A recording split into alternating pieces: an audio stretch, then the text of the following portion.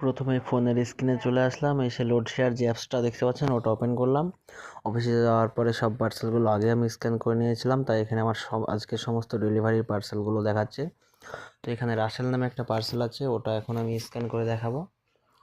Scan শুরু করলাম, স্ক্যানে টিপলাম, স্ক্যানে টেপার পরে প্যাকেট স্ক্যান করলাম, তারপরে প্যাকেটের পেছনে আর একটা প্যাকেট আইডি বলে থাকে, ওটাও স্ক্যান চাইছে, ওটাও স্ক্যান করলাম। তারপরে এটাতেও হলো না, ফটো চাইছে।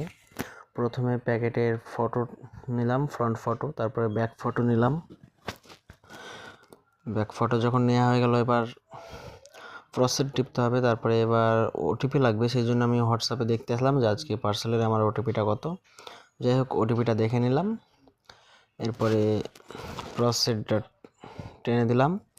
তারপরে ওটিপি যেটা আছে সেটা এখন লিখবো আমি 2633 ওটিপিটা দিলাম। ওটিপি দেওয়ার পরে এবার তোমাদের সামনে এইরকম কনফার্ম ডেলিভারি অপশানটা চলে আসবে। প্রসেস করার পরে তারপরে কনফার্ম ডেলিভারি মেরে দিলাম। এবার হয়ে গেল আমার পার্সেলটা ডেলিভারি, এখন কমপ্লিট অন। তবে মেশোতে